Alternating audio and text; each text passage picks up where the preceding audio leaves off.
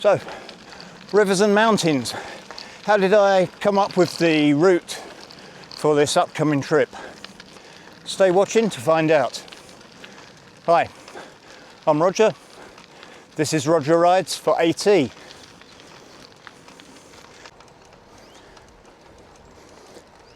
my last video, hopefully there's a link at the top of the screen, I gave an overview of my upcoming trip that I'm calling Rivers and Mountains. What I'd like to do here is to just run through how that trip has evolved, how I've built it up from the initial idea to the stage it's at the moment.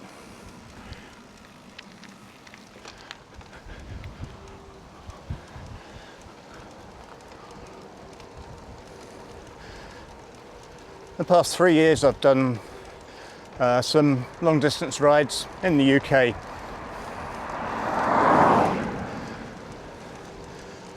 Riding to Edinburgh, riding as on the Pennine Cycleway,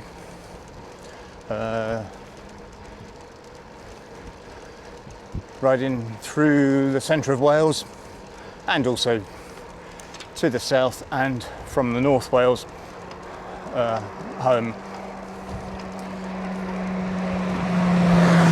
And last year, the Rebellion Way in Norfolk, with, I have to say, some pretty awful weather. But that's another story. I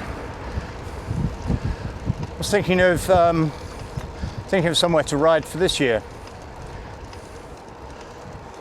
The last couple of years, I've extended the Constellation group ride by riding home from the finishing point in France and in Belgium for the 2 years, riding my way home into the Netherlands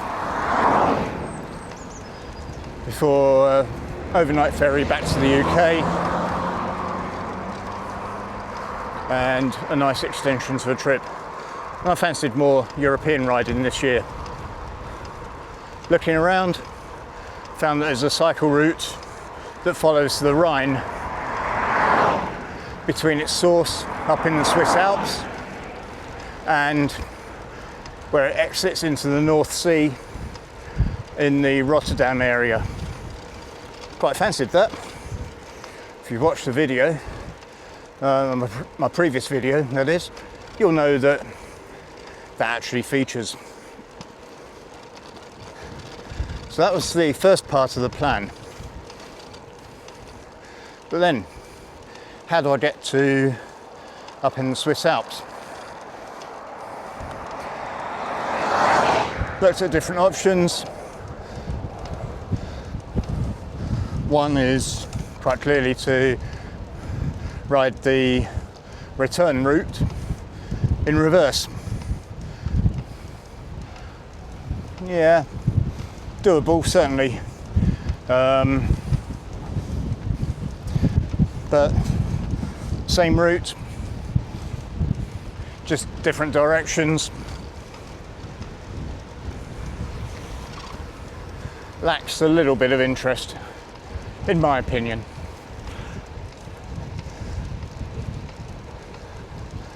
Another option was to get the train. Looked at, for example, going from Rotterdam up to Andermatt in the Swiss Alps. That involved quite a few changes. Some of the train routes that were given as options didn't accept bicycles in a fully assembled, fully loaded state, which mine will be. It would, I think, most of the options that came up, it would have ended up with spanning into a second day of train journey.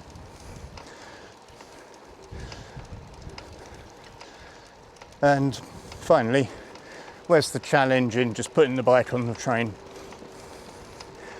I've done it before, and certainly I'd do it again, but there are other options. breaking it down a little bit, a variant of the train option is to get the train to Geneva and from there to follow the Rhine up to its source in the Swiss Alps, not actually that far from the source of the Rhine.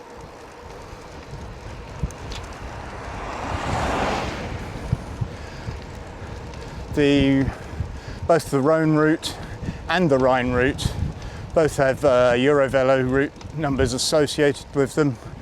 From the top of my head, 17 and 19, but don't quote me on that. So, recognised routes, in theory suitable for cycling, but this option still had the same difficulties with the train side of it. Would have been a single day, but it's still finding train services that allow fully assembled bicycles and would have involved several stops. There is of course another way to get to Geneva, and that's to cycle there.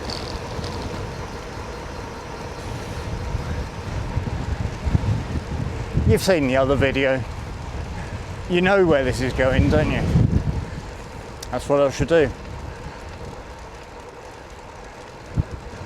A fairly straightforward route, if you could call it that, would be to cross the channel to Dieppe, follow Avenue Verte to Paris, follow the Seine to the Dijon area, over the Jura Mountains, and drop down into Switzerland, into Geneva.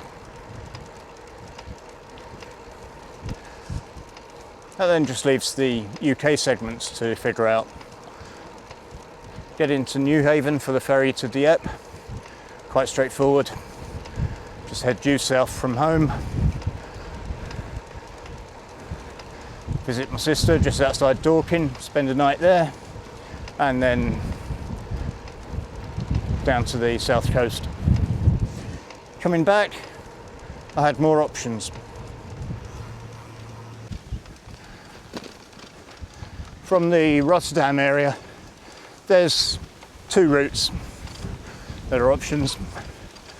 It's the Hook of Holland to Harwich ferry, overnight ferry service. Used this a couple of times. Not too bad. Becomes a little bit rushed by the time you've had something to eat,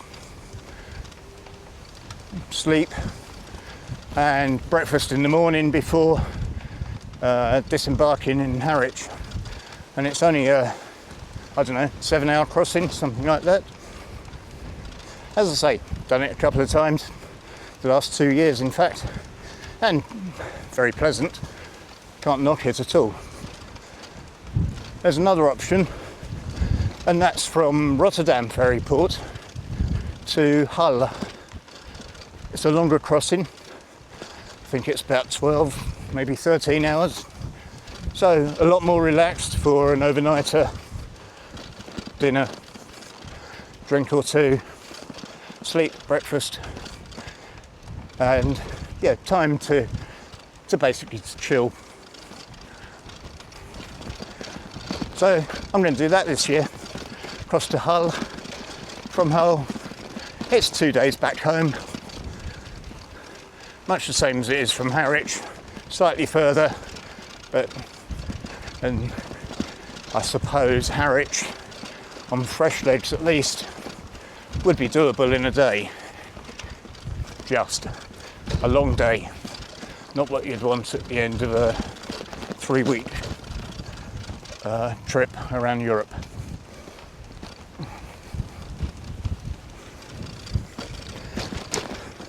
So from Hull, plan to stop somewhere, I don't know, Grantham, Nottingham, somewhere in between.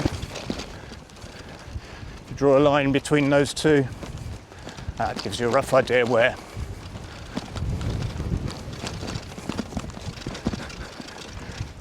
Oh yeah.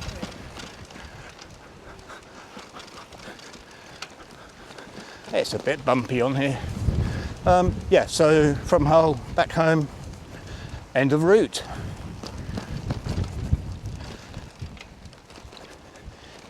If anyone wishes to join me on any parts of the trip, please get in touch. I'm sure we can work something out.